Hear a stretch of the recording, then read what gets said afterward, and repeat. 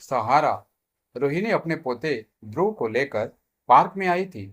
जैसे ही वे वहां पहुंचे, वह अपने दोस्तों के साथ मिलकर खेलने लगा था। तो वह वहीं बेंच पर बैठकर उसे खेलते हुए देख रही थी। उसके पति एक बैंक में मैनेजर थे। उनकी मृत्यु के बाद वह अपने बेटे राकेश के साथ उसके घर में रहने आई थी। राकेश और बहू पूजा दोनों नौकरी करने चले जाते थे, तो वह ही ध्रुव की देखभाल करती है। पहले वे लोग उसे नैनी के पास छोड़कर जाते थे।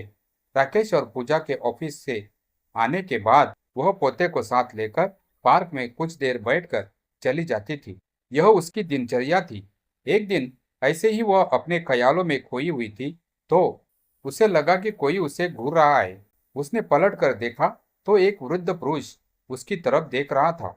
हम सोचते हैं कि आंखें चार सिर्फ युवाओं की ही होती है, लेकिन रोहिणी और उस वृद्ध पुरुष की भी आंखें भी चार हुई थी। रोहिणी ने जल्दी से अपनी नजर पोते की तरफ घुमा ली, उसे बुलाया और जल्दी से वहां से निकल गई। दूसरे दिन पार्क नहीं आई, तबीयत खराब का बहाना बनाया।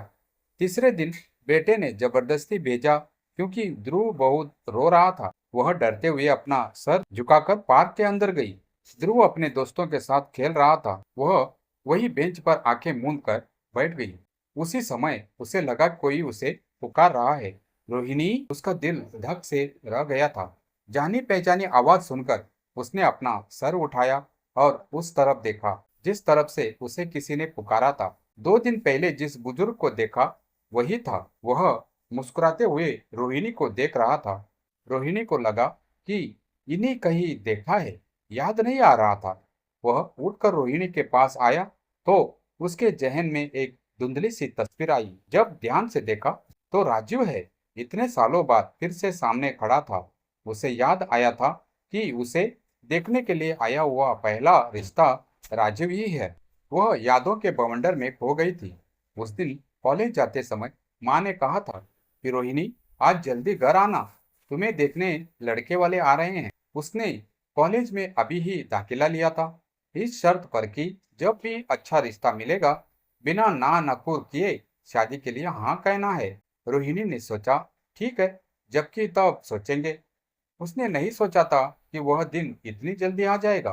खैर, उसे पिताजी ने कॉलेज जाने से मना कर दिया था, इसलिए वह घर पर ही रह गई थी। राजीव अपने माता पिता का इकलौता पुत्र था। उनका खुद का छोटा सा बिजनेस था। उन दोनों ने एक दूसरे को देखा। कहते हैं ना कि पहली नजर का प्यार, उसे आज भी याद है। उन दोनों ने एक दूसरे को पसंद कर लिया था। शादी भी तय हो गई थी, लेकिन राजीव के पिता की दहेज की भूख से घबराकर पिताजी ने रिश्ता तोड़ दिया था। उस दिन के बाद पिताजी ने सख्ती से कह दिया था कि उस रिश्ते के बारे में बातें नहीं होगी। उसका कॉलेज छुड़वा दिया गया और 1 महीने में उसकी शादी तय करा दी गई। आज अचानक उसे सामने देखकर पुरानी बातें याद आ गई थी। राजीव ने बताया कि पिताजी तुम्हारे रिश्ते के टूटने के बाद बहुत ही गुस्से में आकर मेरी शादी एक मेंटली रिटायर्ड लड़की से करा दिया, जो बहुत सारा दहेज लेकर आई थी। उस बेचारी की तो कोई गलती नहीं थी। मैंने उसे प्यार से ही अपनी जिंदगी में जगह दी, किंतु शादी के कुछ सालों में ही वह गुजर गई। हमारे बच्चे भी नहीं है। माता पिता ने बहुत दबाव दिया था फिर से शादी करने के लिए, परंतु मेरा दिल अब शादी के लिए तैयार नहीं है। माता पिता की मृत्यु हो गई है, मैं अकेला रहता हूँ। पैसा बहुत है ना, कहते हुए हंसने लगा। वैसे मेरे घर में ही जिम है, इसलिए मैं घर पर ही व्यायाम कर लेता हूँ।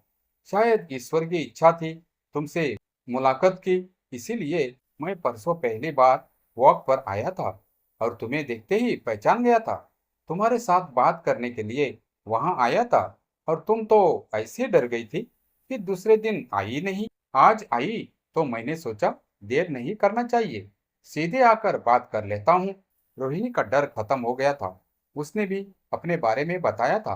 तुम्हारा रिश्ता तोड़ने के बाद पिताजी ने एक बैंक में काम करने वाले रोहन से मेरा रिश्ता तय कर दिया था। मेरे पिताजी इस बात पर गुस्सा थे कि शादी तय होने के बाद तुम्हारे पिता ने दहेज की मांग की थी। मुझे कुछ भी बोलने का मौका नहीं दिया और कहा कि मैं यह शादी नहीं करूंगी तो वे मां के साथ आत्महत्या कर लेंगे।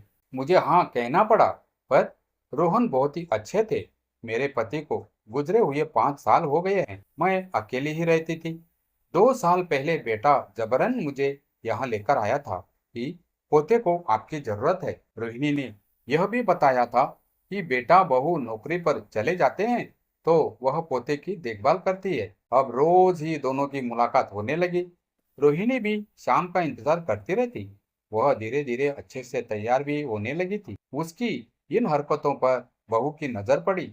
उसने अपने पति को बताया कि मुझे तुम्हारी माँ पर शक हो रहा है। पहले पार्क ना जाने के बहाने ढूंढती थी, आजकल हमारे आने का इंतजार करती है।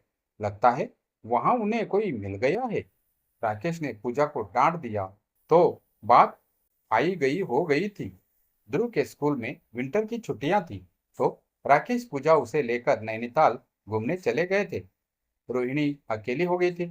वह ध्रुव के ना रहने पर भी पार्क जाने लगी थी। राकेश के जाने के बाद तीसरे दिन सुबह वह पलंग से उठ नहीं पा रही थी। उसे बहुत तेज बुखार हो गया था। राजीव ने देखा रोहिणी आई नहीं है तो उसे लगा कि बेटा बहू भी नहीं है। एक बार देख लेता हूँ सोचकर घर आ जाता है और रोहिणी को बुखार से तपते हुए देख डॉक्टर के पास ले जाता है। अधिक बुखार के कारण रोहिणी बेहोश हो गई थी। राजीव उसे अपने घर ले गया। वहां नौकर चाकर है और उसका डॉक्टर दोस्त आकर रोहिणी को देख लेगा। रोहिणी को ठीक होने में 2 दिन लगे। जब उसे होश आया तो उसने अपने आप को राजीव के घर में पाया। उसने राजीव को धन्यवाद दिया और कहा कि उसे घर पहुंचा दे क्योंकि बेटा आ जाएगा। राजू उसे लेकर घर पहुंचा तो ऑलरेडी बेटा बहू आ चुके थे। राजू के साथ माँ को देखने के बाद उसे पूजा की बातें याद आई। पूजा भी बाहर आ गई थी। उसने राजू की तरफ मुड़कर कहा, देखा, मैंने कहा था ना कि तुम्हारी माँ का कुछ चक्कर चल रहा है। तुमने नहीं सुना था। अब देख लो, हम एक दिन पहले आ गए तो यह पकड़ में आ गई, वरना सती सावित्री के समान हमारे आने के पहले घर में आ जाती थी। राजीव को उनकी बातों से बहुत बुरा लगा। उसने कहा, एक बार माँ की बात तो सुन लो। दोनों ने बात सुनी नहीं और माँ की अटैची लाकर उसके मुंह पर फेंक दिया और कहा कि जहां से आई हो वहीं चली जाओ। कहते हुए दरवाजा मुंह पर बंद कर दिया था। रोहिणी बीमारी से ग्रस्त थी। ऊपर से बेटा बहू की जली कटी बातें सुनकर बेहोश हो गई थी। राजू उसे अपने घर वापस ले आया। आसपास रिश्तेदारी में रोहिणी की थू थू होने लगी। इन सब में सबसे बड़ा हाथ बहू का ही था। एक दिन बेटे को लगा, मैंने सुनी सुनाई बातें सुनाकर माँ पर आरोप लगाया है। एक बार मुझे माँ को भी अपनी बात रखने का मौका देना चाहिए। ऐसा सोचकर वह माँ के पास गया। बेल बजाने ही वाला था कि उसे माँ की बातें सुनाई दी। माँ कह रही थी, राजीव, उस दिन तुमने मेरी जान नहीं बचाई होती तो अच्छा था। घर में कोई नहीं था और मैं बेहोश हो गई थी।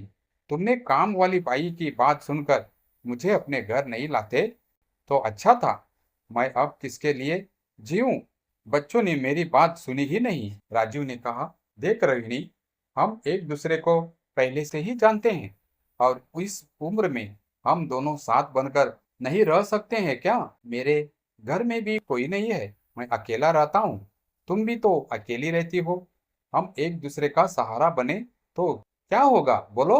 बच्चे बिन ब्याह किए लिविंग रिलेशन में रहते हैं तो कोई बात नहीं है, किसी को ऐतराज नहीं है। पर हम बुजुर्ग एक दूसरे का सहारा बनना चाहते हैं तो सबको तकलीफ। वाह रे दुनिया!